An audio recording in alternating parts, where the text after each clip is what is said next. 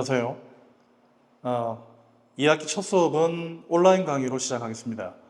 자, 오늘은 첫 번째 단원인 집합에 대해서 공부할 텐데, 집합이라는 용어는 우리가 수학에서뿐만 아니라 일상적으로도 많이 사용하는 용어 중에 하나죠. 새우버거 세트, 아니면 선물 세트, 세트라는 말이 집합이란 말이니까 우리가 일상적으로도 두 개나 세 개, 여러 개 이렇게 모아놓은 상황을 집합이라고 표현을 하게 되는데, 수학에서는 이렇게 모아놨다는 의미도 물론 내재되어 있지만 그것뿐만 아니라 한 가지 되게 중요한 요건을 만족시킬 때만 집합이라는 단어를 사용할 수가 있습니다. 집합의 의미는, 자, 선생님이 시작할게요.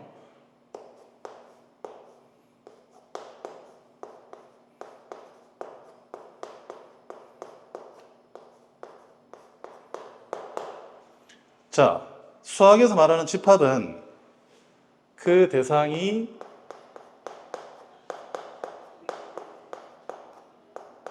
분명한 것들의 모임,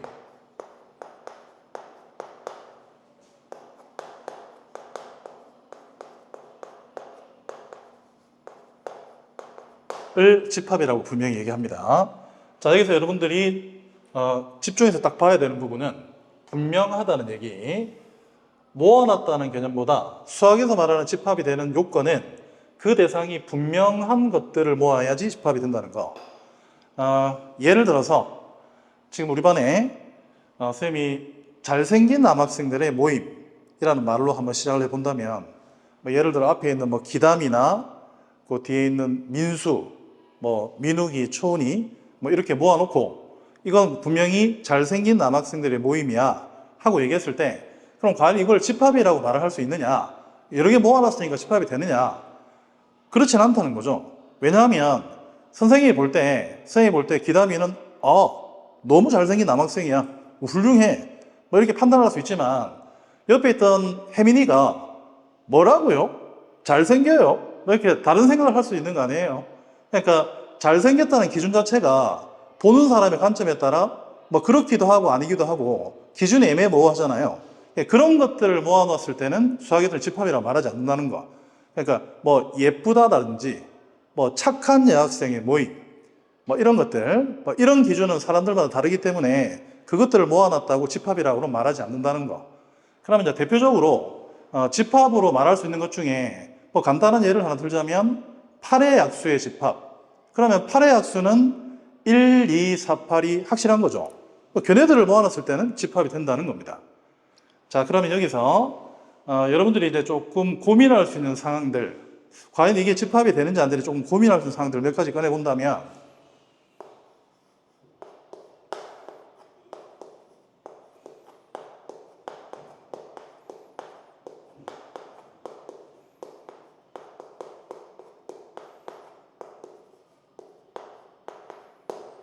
자, 1보다 작은 자연수의 모임을 쌤이 하나 예를 들어 볼게요. 자, 그러면 1보다 작은 자연수의 모임은 집합이 가능합니까?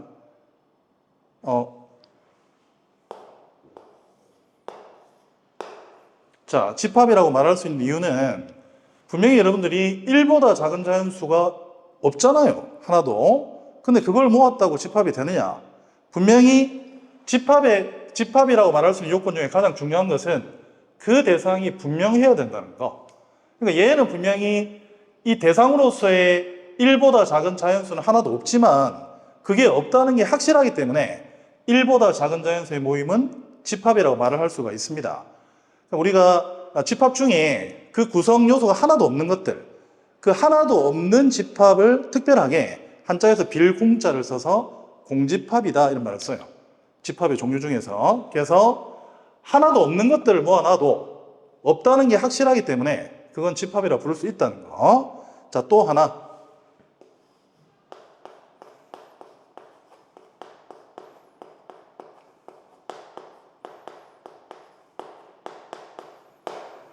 자, 2의 배수의 집합, 2의 배수들을 모았다고 했을 때 그걸 집합이라고 말을 할 수 있느냐? 그런데 2의 배수는 2, 4, 6, 8 이런 것들이 확실한데 문제가 될 게 있나요? 문제가 될 수 있는 게 2, 4, 6, 8 이렇게 모아놨을 때 그 대상이 어디까지인지 정확하게 명확하게 구분 지을 수 있는 게 아니라 무수히 많잖아.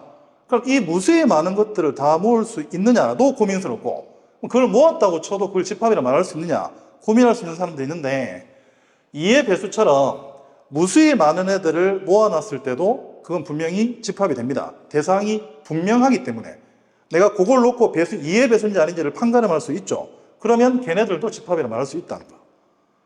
특별하게 자 조금 있다가 뒤에서 배우겠지만, 집합을 이루는 애들이 무수히 많은 집합을 부르는 이름 자체가 무한집합이라는 게 따로 있습니다. 그래서 하나도 없을 경우에도 집합이고 무수히 많을 때도 집합이고. 그래서 다시 한번 정리를 하자면, 수학에서 말하는 집합은 뭐 없거나 무수히 많거나 작거나 이런 개념이 아니라 그 대상이 분명한지 안 한지, 그게 집합을 판가름하는 기준이 된다는 거. 많거나 적거나의 개념이 아니고 분명한지 안 한지가 중요하다는 거. 이게 첫 번째 중요한 내용입니다. 집합의 뜻. 자, 집합의 뜻은 다시 한번 외울 필요가 있죠. 그 대상이 분명한 것들의 모임. 자, 그러면 자, 선생님이 대표적인 집합의 예로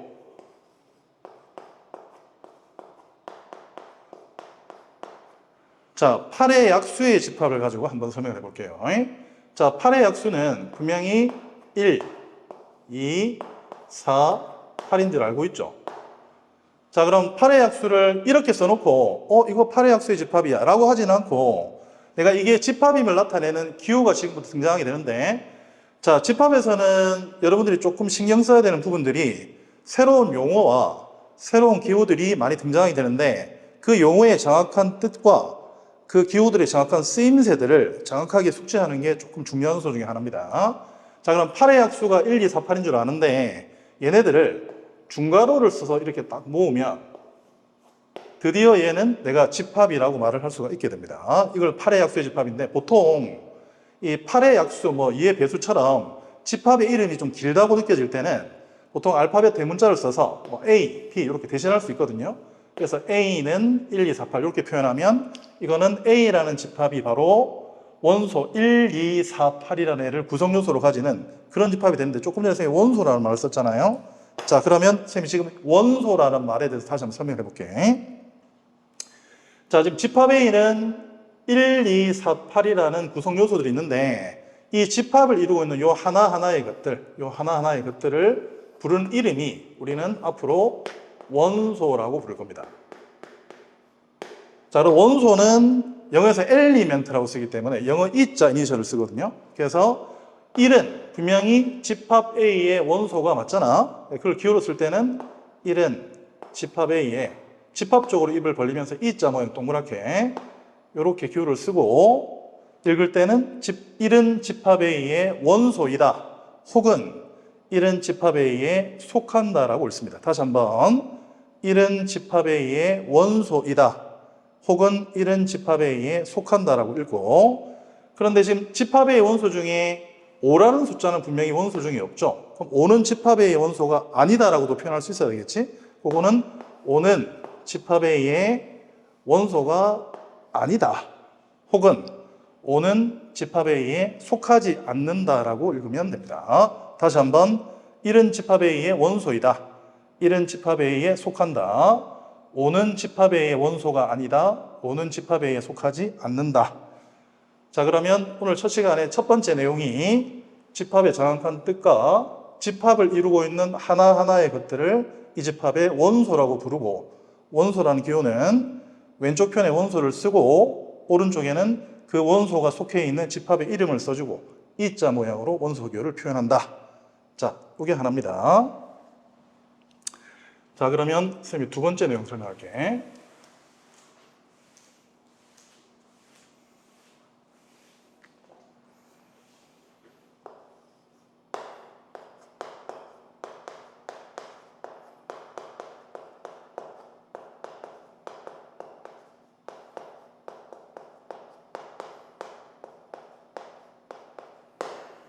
자, 두 번째는 집합을 나타내는 집합의 표현 방법에 대한 설명인데요. 조금 전에 선생님이 예를 들어 8의 약수의 집합 A를 원소를 하나하나 다 써 보여주면서 이렇게 표현을 했는데, 이게 지금 집합이라고 했잖아요. 자, 그러면 이렇게 원소들을 하나하나 보여주면서 다 드러나게 이렇게 표현하는 방법도 있지만 이 집합 A를 이 방법 말고 다르게 표현하는 방법들도 있다는 겁니다. 그게 두 개가 더 있어요. 집합의 표현 방법은 총 세 가지라고 볼 수 있는데, 자, 그러면 집합을 이렇게 표현하는 방법이 집합의 표현 방법 중에 첫 번째 원소 나열법이라는 이름을 가졌고,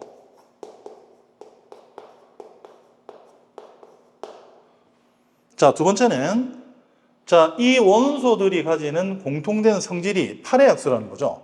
그럼 그 놈을 이렇게 말로써, 조건으로서, 자, x 바 x는 8의 약수야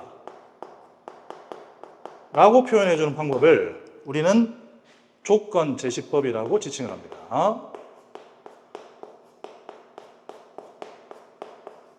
자, 선생님이 잠시 설명을 조금 붙이자면, 자, 요거는 뭐 짝대기 바라고 읽을 테고, 자, 이 앞에 x와 이 뒤에는 x를 왜 x라고 표현하냐면, 자, 8의 약수라는 것은 하나가 아니라 여러 개가 있으니 걔네들을 대표하는 놈을 하나 x라고 표현을 하는 겁니다. 그러면 그 x에 대한 설명이 바 뒤에 나타나 있죠. 얘네들을 대표해서 x라고 표현을 하고 그 x에 대한 설명을 뒤에 붙이는 형태, 요걸 우리는 조건 제시법을 하는데, 그러면 얘가 x가 아니라 y 바 y라고 표현해도 무관하고 아니면 별표 바 별표라고 해도 무관해요. 상관없습니다. 없는데 단 여기는 x라고 쓰고 그 뒤에 x에 대한 설명이 있어야 될 텐데 여기는 x라고 쓰고 뒤에는 y는 이라고 표현하는 건 잘못됐겠지. 그러니까 이 x와 이 x가 똑같은 모양을 가진 뭐 y라든지 별표는 뭘 사용해도 상관없지만 일반적으로 보통 책들에는 그냥 x 바 x라고 표현되기 때문에 앞으로 선생님하고도 조건 제시법을 표현할 때는 뭐 특별하지 않은 이상은 x 바 x꼴로 표현을 하도록 하겠습니다. 자, 그러니까 조건 제시법에서는 요 두 개의 모양만 일치해 주면 돼요. 자, 두 번째 방법이 조건 제시법입니다. 자, 세 번째는 자, 벤 다이어그램이라는 게 있는데,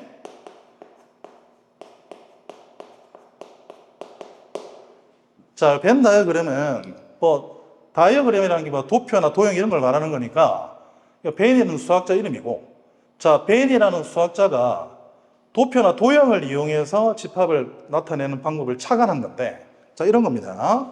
자, 선생님이 임의의 뭐 모양을 직사각형을 그려도 좋고 원을 그려도 좋는데 보통 조금 여유있게 타원 형태를 그린 다음에 자, 이 집합의 이름을 써주고 그 안에 원소를 콤마 없이 1, 2, 4, 8 이렇게 써주면 이걸 우리는 앞으로 집합 A라고 받아들이기로 약속합니다. 이 그림을 착안한 사람이 벤이에요. 이름을 벤 다이어그램이라고 하는데, 자, 콤마는 쓰지 않습니다. 자, 이렇게 나타내고, 자, 지금 쌤이 집합을 나타내는 방법이 총 세 가지라고 설명을 하는데, 자, 일단 이름은 다시 한번 기억을 해주시면, 이렇게 원소들이 눈에 보이도록 하나하나 표현해주는 방법을 원소 나열법, 그 다음에 원소들이 가지는 공통된 특징으로 표현하는 것을 조건 제시법, 그 다음에 도형 안에 원소를 집어넣고 그 도형으로서 집합을 표현하는 방법을 벤 다이어그램이라고 합니다. 자, 이때 뭐 각각의 방법들에서 뭐 특징들이 조금씩 있는데, 자, 원소 나열법에서 조금 특징을 살펴보자면, 자, 일단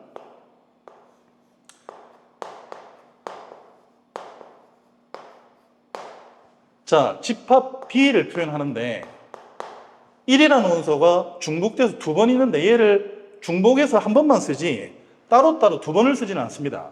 그러니까 똑같은 원소가 있을 때는 한 번으로 표현해 줍니다. 1, 2, 3으로. 자, 이렇게 표현하겠다는 거. 똑같은 원소를 중복해서 두 번을 쓰지는 않습니다. 자, 그 다음에 1, 2, 3이라고 쓰는 것과 3, 2, 1이라고 원소를 쓰는 것은 무관하고 이거 두 개는 똑같은 집합으로 간주합니다. 원소의 순서는 개의치 않겠다. 순서는 상관이 없다.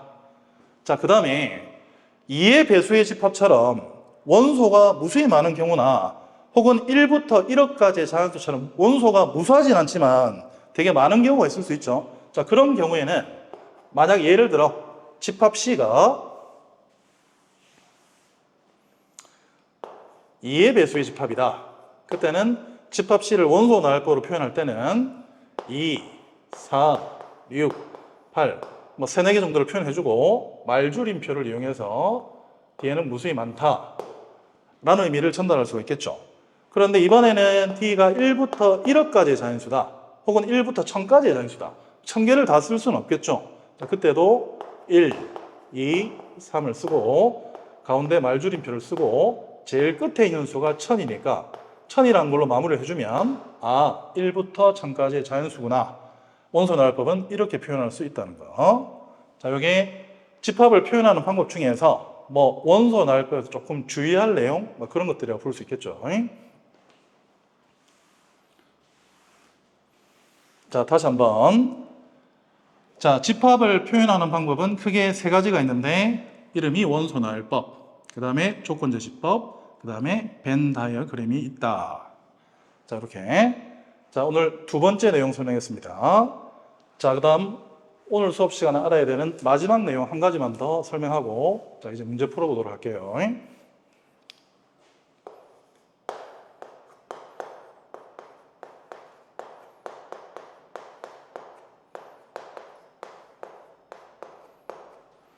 자, 세 번째는 집합의 종류에 대해서 설명할 텐데, 자, 일단 집합의 종류를 나누는 기준은 원소의 개수에 따라서입니다.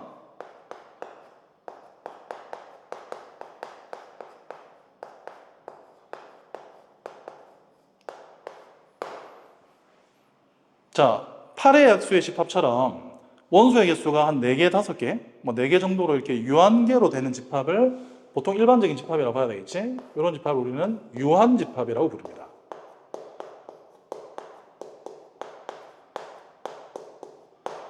그런데 유한집합 중에 특별하게 1보다 작은 자연수의 집합 같은 경우에는 원소가 하나도 없었죠. 그럼 원소가 하나도 없다는 건 유한계라고 볼 수 있으니 그래서 유한집합 중에 특별하게 원소가 하나도 없는 집합은 따로 이름을 공집합이라고 부를 수 있죠. 공집합을 포함하는 개념입니다. 자, 그리고 여기서 자, 공집합이라는 것은 원소가 하나도 없는 집합이니 공집합을 표현하는 기호가 따로 하나 정해져 있는데 자, 공집합은 앞으로 어떻게 나타나냐면 그냥 중괄호를 이렇게 쓰시고 안에 원소가 하나도 없으니 이렇게 중괄호만 딱 써도 얘는 공집합의 의미를 가지고 또 하나가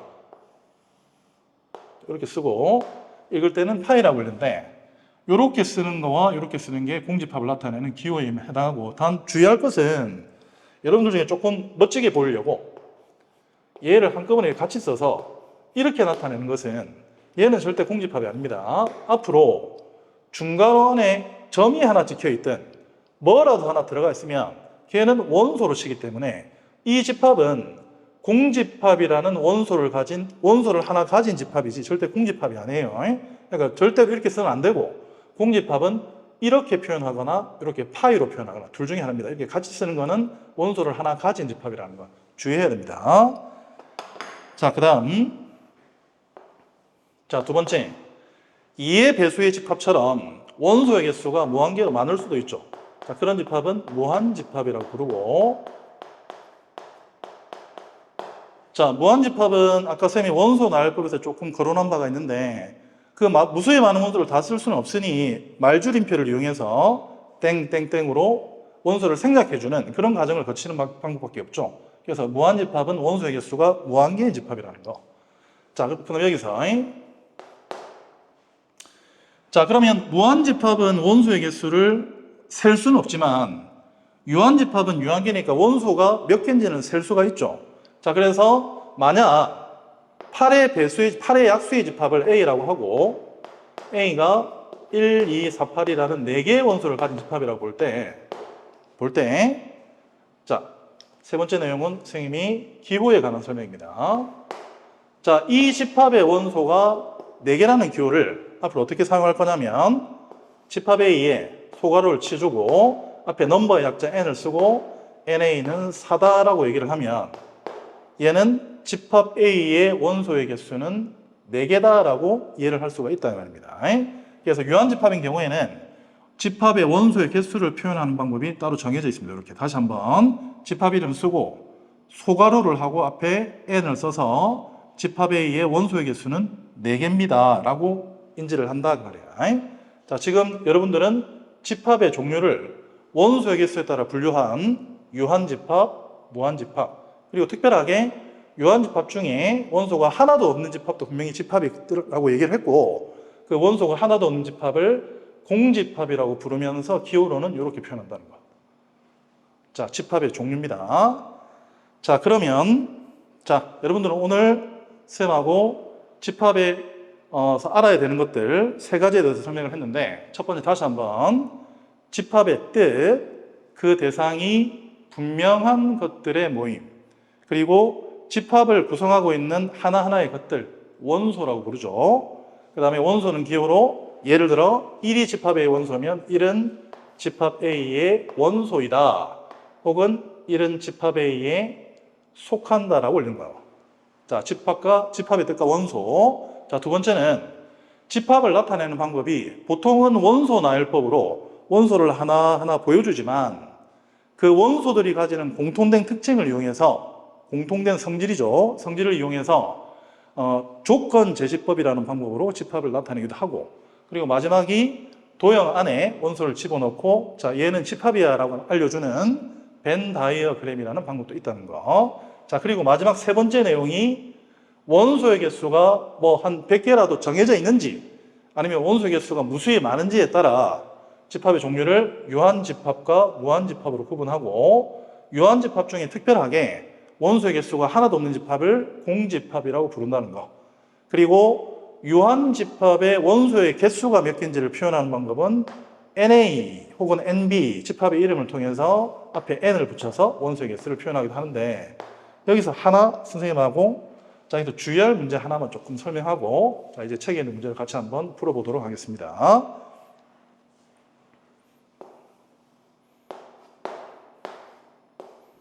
자, 쌤이 이런 기호를 썼어요. 이게 무슨 기호죠? 공집합이죠? 그럼 이 말은 공집합의 원소의 개수라는 얘기니까 얘는 얼마? 그렇죠, 0이죠, 0.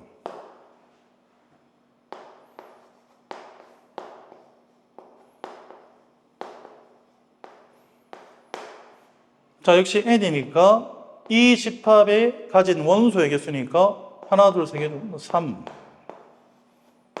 이렇게 나타낼 수 있고, 그 다음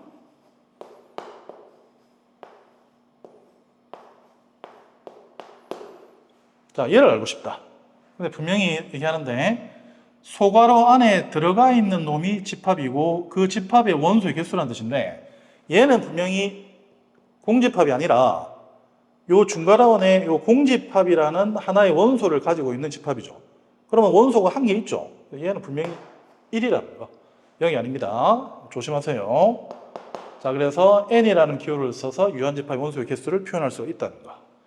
자, 그러면 오늘 배운 이 세 가지 내용을 가지고 쌤하고 책에 있는 문제를 하나씩 한번 해결해 보도록 하겠습니다.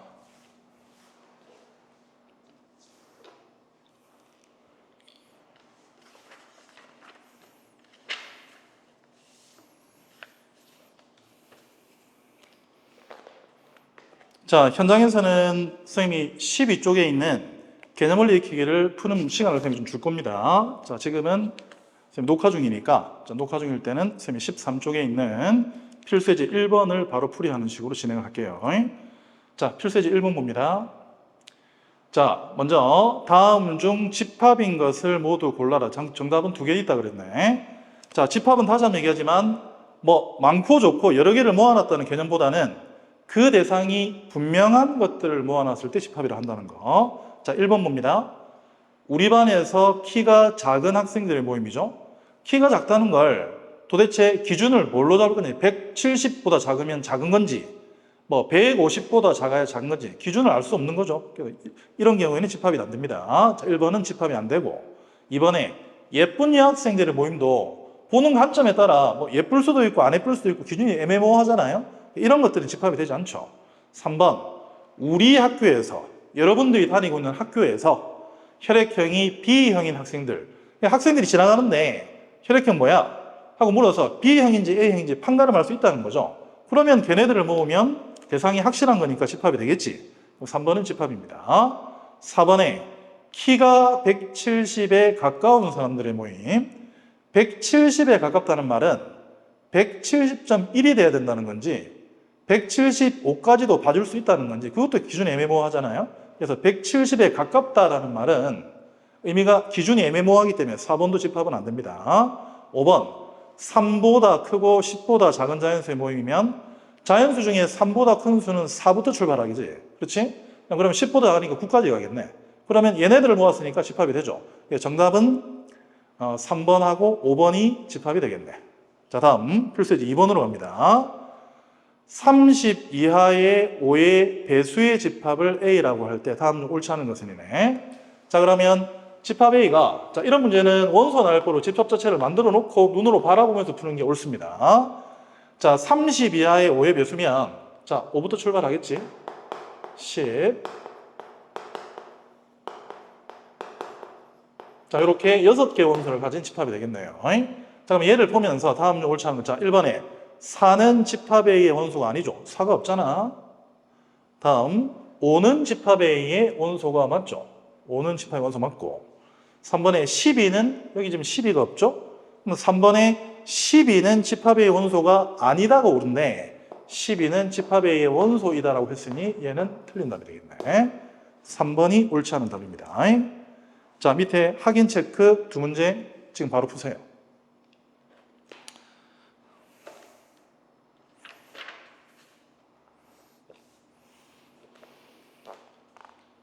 자, 다음. 자, 14페이지에 필수예제 3번으로 넘어가겠습니다.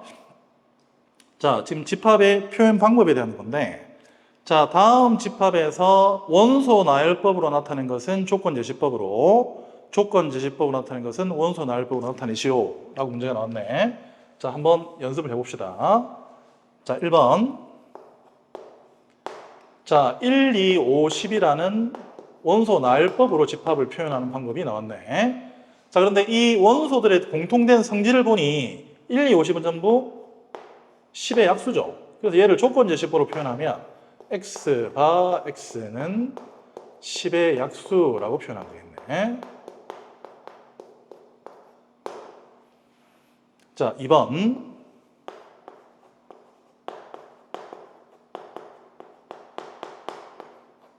자, 이렇게 끝나는 걸 보니 무한집합이죠. 자, 그런데 얘네들이 가진 특징이 3의 배수라는 거 아니에요. 자, 그래서 얘는 x 바 x는 3의 배수.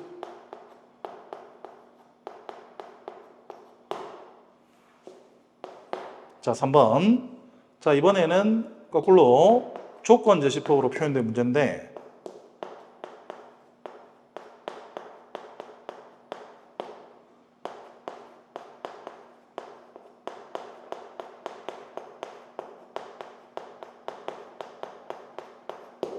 자, x 바 x는 1보다 크고 14보다 작은 짝수네.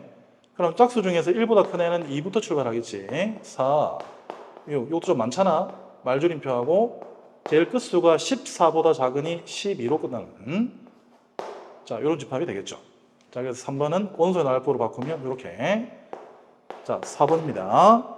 자, x 바 x는 3으로 나누었을 때 나머지가 1인 자연수네. 그렇지? 자, 그러면 3으로 나누었을 때 나머지가 1인 자연수인데, 여러분들이 생각하면 4라는 숫자가 3으로 나누면 몫이 1이고 나머지가 1이니까 4부터 출발하겠구나 생각하는데, 1이라는 숫자도 3으로 나눌 경우에 몫이 0이라서 한 번도 들어가지 않고 나머지가 1이 되는 겁니다. 그래서 3으로 나눴을 때 나머지가 1인 자연수는 1부터 출발하죠. 그 다음이 4가 되고 3씩 커지니까 그 다음 7이 되겠네. 이렇게. 얘도 무한집합이니까 말줄임표로 기호를 생각하면 되겠지. 자, 이렇게. 자, 지금 여러분들은 집합을 표현하는 방법이 원소 나열법으로 나와 있는 걸 조건제시법으로 표현된 것을 원소 나열법으로 푸는 그런 방법에 대한 공부를 하는 중입니다. 자, 다음. 자, 이번에는 자, 집합 A가 0, 1, 2, 3개의 원소로 이루어진 집합인데, 자, 다음 집합을 원소 나열법으로 나타내시면 되죠. 1번에, 자, 지금 B라는 집합을 뭐라고 정의를 내렸냐면, 조금 특이한 모양이 나오죠. X 더하기 Y 바 이렇게 됐네. 그리고 X는 집합 A의 원소, Y도 집합 A의 원소야. 이렇게 설명이 되어 있습니다. 자, 잘 보세요. 자, 항상 조건제시법에서는 요 바 앞에 있는 요 놈이 바로 집합 B의 원소의 모양입니다. x라는 애와 y라는 애를 더해서 집합 B의 원소를 만들겠다는 뜻인데, 그러면 이 x와 y는 어디서 가져와야 하느냐? 그거에 대한 설명이 뒤에 부가 설명이 되어 있는 거죠. 앞에 있는 x도 집합 A 중에 하나로 가져오고 뒤에 있는 y도 집합 A에서 하나를 가져오겠다 이 말이야. 예를 들자면 집합 A 원소 중에 x는 0을 하나 가져오고 y로는 2를 하나 가져와서 요거 두 개를 더해서 만들어야 결과진 2쪽 결과인 2, 이 2가 바로 집합 B의 원소가 된다 이런 뜻이야. 자, 그러면 자 이걸 만드는데 하나에 이제 여러분들이 궁금할 것이 이런 생각을 할 수 있겠지. 두 개의 원소를 더해서 집합 B의 원소를 만들겠다는 건데, 내가 만약에 x라는 애를 1로 가져왔는데 그러면 y라는 놈도 또 1로 가져와서 이거 두 개를 더해서 2를 만들 수는 없어요? 하고 생각할 수 있죠. 똑같은 원소를 두 번 가져올 수도 있습니다. 임의의 원소를 택하는 거기 때문에 1을 가져왔다고 1이 없어지는 게 아닌 상황이기 때문에 1을 가져오고 다시 또 1을 똑같은 원소를 뽑아도 무관합니다. 자, 그러면 실수 없이 얘를 계산하는 방법은 표를 만드는 게 좀 좋을 텐데, 자, 이런 표를 한번 만들어 보자.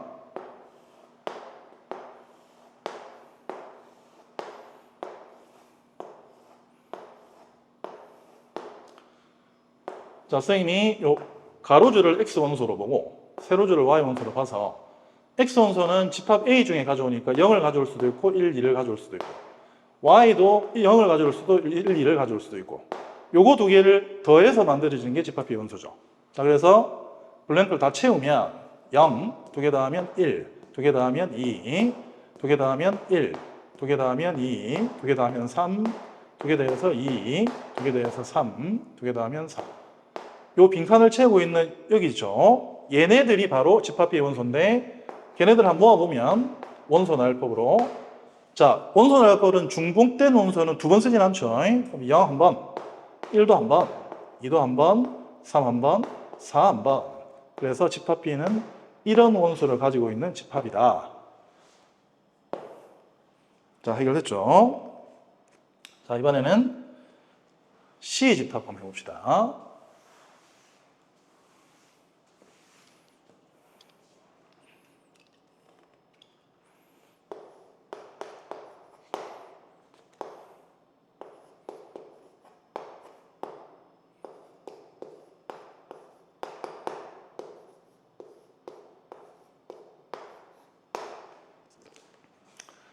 자, 똑같은 상황입니다. 자, 집합 A에서 하나를 가져오고 하나를 가져와서 두 개를 곱해서 만든 집합이 C 집합이죠. 역시 앞에 있는 X도 집합 A 중에 하나를 가져오겠고 뒤에 있는 Y도 A에서 하나를 가져와서 만들겠다. 자, 역시 표를 만들어서 정확하게 계산을 해봅시다.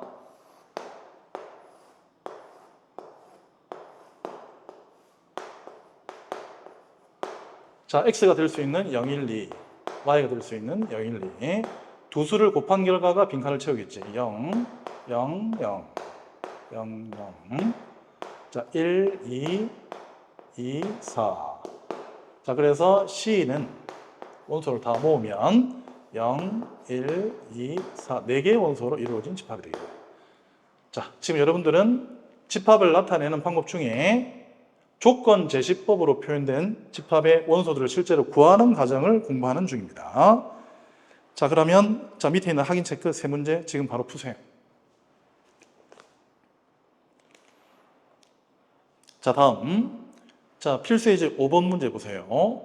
자, 다음 중 무한집합인 것을 모두 고르는데 답이 두 개라고 되어 있죠? 자, 무한집합은 원소의 개수가 무수히 많은 걸 찾으라는 얘기죠. 자, 1번. 자, x바 x는 3n인데, 자, 이때 n자리에 들어갈 수 있는 것이 1, 2, 3, 4, 4개로 정해져 있다는 뜻이죠. 1이 들어갔을 때는, 즉, x라는 놈에 대한 설명이 있으니, x는 3n으로 만들어지고, n자리에는 1, 2, 3, 4가 들어갈 수 있다는 얘기죠. 그러면 얘를 직접 만들어 보면 1이 들어가면 3, 2가 들어가면 6, 3이 들어가면 9, 4가 들어가면 12 이렇게 4개의 원소니까 유한집합이 되겠죠. 자, 2번 x바 x는 9보다 큰 한 자리 홀수네. 그러면 9보다 큰 한 자리 홀수가 뭐죠? 없죠. 공집합이죠. 공집합은 유한집합의 일부입니다. 다음 3번 자, x바 x는 1보다 크고 2보다 작은 기하 분수네. 그치? 그럼 1보다 크고 2보다 작은, 그럼 예를 들자면 3분의 4. 기하분수라는 말은 이미 약분이 끝나서 더 이상 약분이 안 되는 애죠. 약분 안 되죠. 선생님이 뭐 2분의 3도 상관없죠. 4분의 5도 상관없죠. 그렇죠? 그럼 이런 분수들 무수히 많은 거 아니에요? 1과 2 사이에. 분명히 3분의 4는 1과 3분의 1이니까 1보다는 크면서 2보다는 작은 분수가 맞죠. 이런 것들은 무수히 많이 만들어낼 수 있기 때문에 얘는 무한집합이 맞습니다. 4번. 세자리 자연수라고 하는 것은 세자리는 숫자가 3개로 이루어졌으니 100부터 999까지 정해져 있죠. 자, 그리고 카운팅 할 때 100부터 999까지라고 하면 몇 개죠, 이게 현재? 자, 선생님이 누누이 얘기하지만 카운팅을 할 때 어디에서 어디까지 몇 개나 물으면 뺀 다음에 899에 더하기 1을 해주면 900개가 되죠. 세 자리 자연수는 900개로 정해져 있다는 유한집합이 되겠죠. 자, 5번에 x바 x는 x제곱 빼기 3x 플러스가 2가 0보다 작은 유리수네.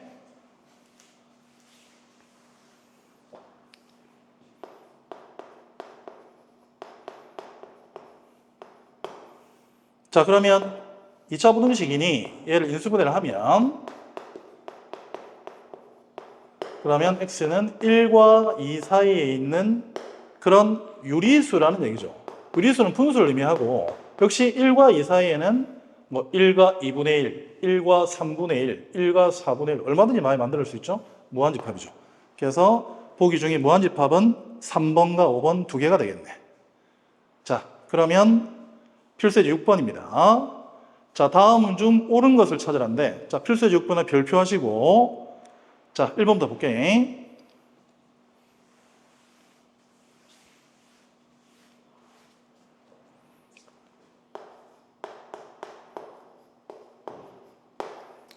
자, 집합 A는 0이라는 원소를 가진 집합이죠. 분명히 0이라는 원소가 있는 겁니다. 자, 그러면 이 집합의 원소의 개수는 한 개죠.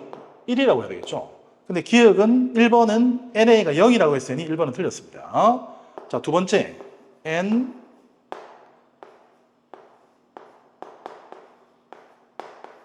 자, 쌤이 기호를 잘못 썼네. 소괄호로.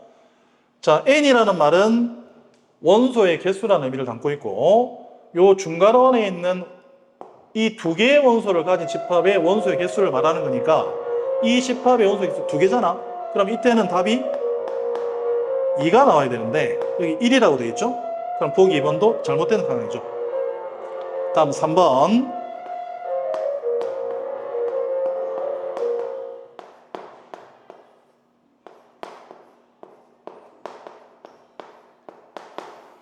자, 원소 몇 개? 3개. 그럼 얘는 의미가 3이고 얘는 원소 몇 개? 2개. 답은 1이죠.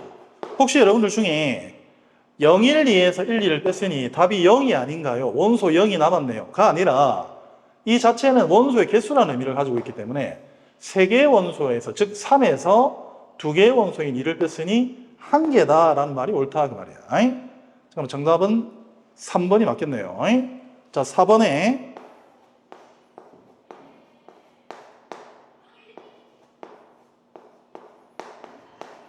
자, 얘는 원소가 1개 있는 집합이니 1이고 얘도 원소 5라는 원소를 하나 가진 집합이 1이죠. 그러면 얘 두 개는 같다가 맞죠. 그런데 오른쪽이 크다라고 했으니 얘도 잘못된 겁니다. 자, 마지막 5번 한번 봅시다. 자, 제일 앞에 나와 있는 기호. 자, 얘는 0이라는 원소가 1개 있죠. 그러면 1 더하기. 자, 두 번째는 공집합이죠. 그러면 공집합 원소 없으니까 0 더하기. 자, 세 번째는 분명히 집합 안에 원소 1개가 있죠. 1 더하기. 네 번째는 원소가 2개니까 더하면 3대 문제는 3이라고 표현되어 있죠. 5번도 잘못된 거죠. 그래서 옳은 정답은 3 하나죠. 자, 밑에 확인 체크 두 문제 연습.